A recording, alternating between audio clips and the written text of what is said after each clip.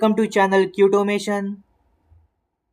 In today's session we will see about error scenarios handling testing. So what exactly is error scenarios handling testing in functional testing? So far we have seen object properties testing in our previous session, and we will see one more type of functional testing, that is error scenarios handling testing. It is a type of a software testing that is performed to check whether the system is capable of or able to handle the errors that may happen in future.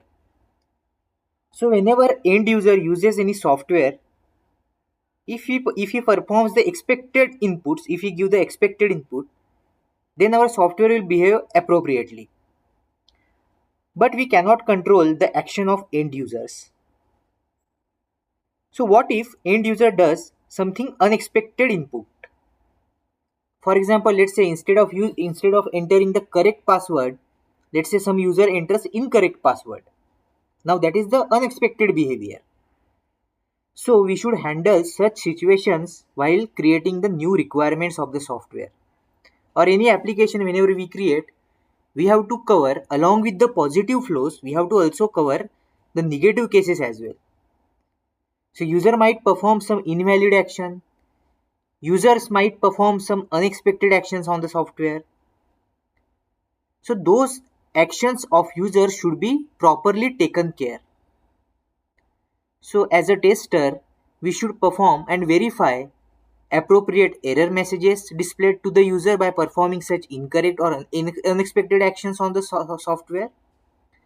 So whenever the user performs any unexpected action on the software, it should display some proper error message to the end user. That is called as the error scenarios handling testing. In that testing, we will mainly focus on verifying the error messages. So those error messages should be proper. So error messages should be informative to the user. So that is basically covered inside the error scenarios handling testing.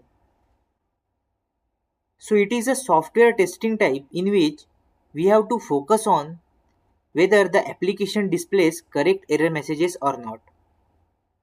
As I said earlier, user might perform some invalid actions or give the incorrect inputs, and whenever the user performs that invalid actions, software should display some proper error messages so that user will know what incorrect thing or what incorrect action he has performed and how he can correct that action.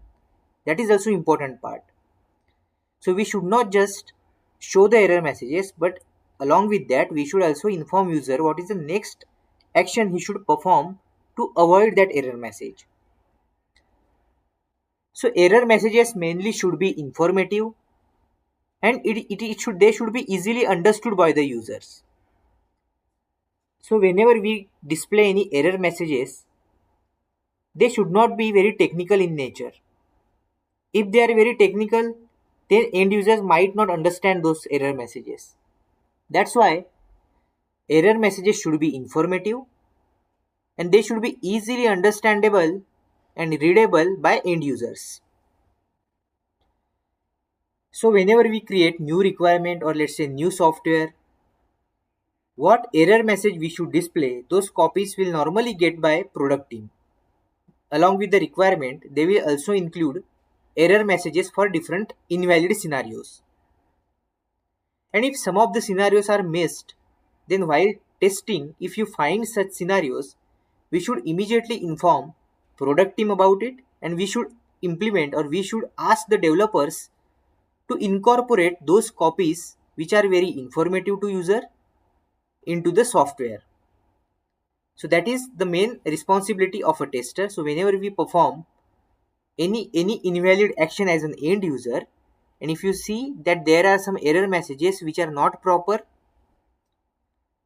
or if the error messages are not informative to user, we should ask the developers to change those error messages so that as an end user, those error messages should be easily understood and easily readable. Let's take a simple example. So let's say whenever any user performs entering the incorrect password, if you simply show wrong password along with the OK button, that is not a bad experience, but again, it can be improved. We should not just show the error message and leave as it is. We should also guide the user. So we should also guide the user, and we should also inform what actions he can take to avoid that error or that correct that error.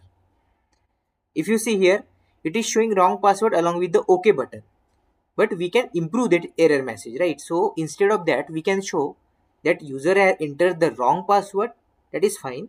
He can click on try again, and again he can enter the correct password, or he can even recover the password. And those are the next action items which we can guide the user. So as a tester, we should always focus on such scenarios.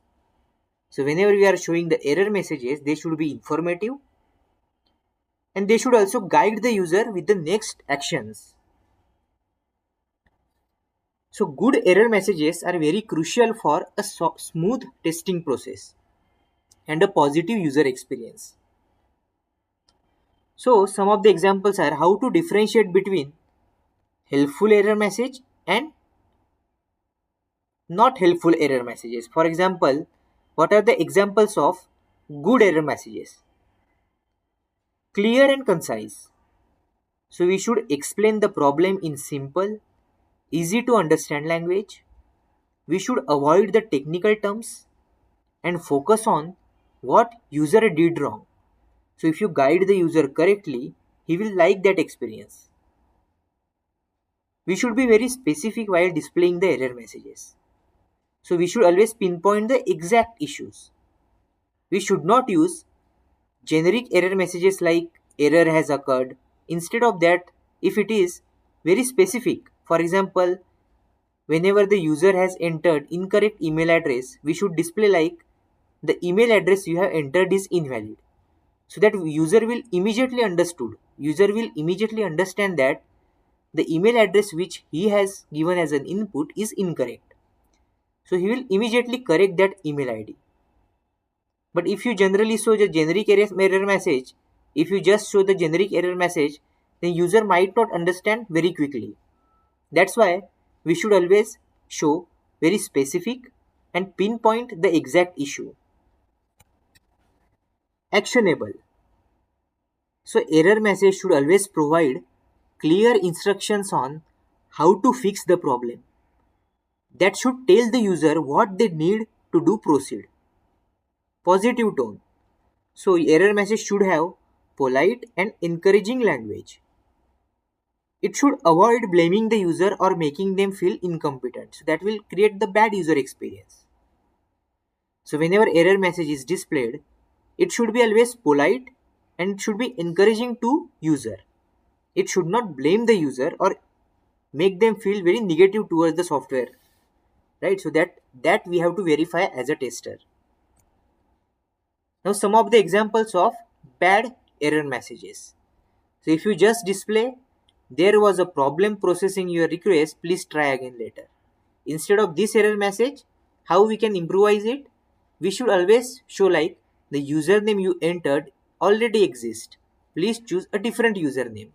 Now this is a scenario. Let's say whenever there is a login form and we ask the user to enter the username, or let's say in the registration form or sign up form, sometimes users will use the username which are already existing. So in such situation, if you simply show there was problem processing your request, please try again later. Now this is also error message, but user might not understand it, what exactly he has done wrong. So instead of that, we should display exactly pinpointing the issue. Example, username you have entered already exists. Please choose a different username. So we are showing the user what is the problem here. That username is already existing, and we are also providing the action to user that he should choose a different username. It sounds very polite, so user will feel good after seeing this error message. He will know immediately what actions he has to take. So that is the good user experience. Again, as I said earlier, we should not use very technical terms that will be difficult to understand to end users. because the developer who is implementing the code, he might understand technical terms. So developers might understand the technical terms, but as an end user, he might not understand the technical terms, because this will make confusion amongst the users. It will make users too hard to diagnose the problem. Also, we should provide enough information about the error. So if you don't provide the enough information about the error, users will be left guessing what went wrong. So we should always pinpoint and also inform the user about the exact issue. Otherwise, user will just keep guessing what incorrect action he has done. Also, if the error messages are not offering any suggestions on how to fix the issue, the user will feel stuck and frustrated. So they will keep trying and keep trying, but error will not be resolved. So that will create the frustration among the user and he will just drop off the website, right? So error message should be very helpful. It should not offer any suggestions which are not appropriate to end user. So it should always offer suggestions which are helpful to the end user, how to fix the issue that it should inform, so that user will not feel stuck and frustrated. Also, it should be very polite in nature. If it is blaming in nature, then it will make the user feel that they have caused this error. It will create the negative user experience overall. So what are the things as a tester we should take care while doing the error scenarios handling testing?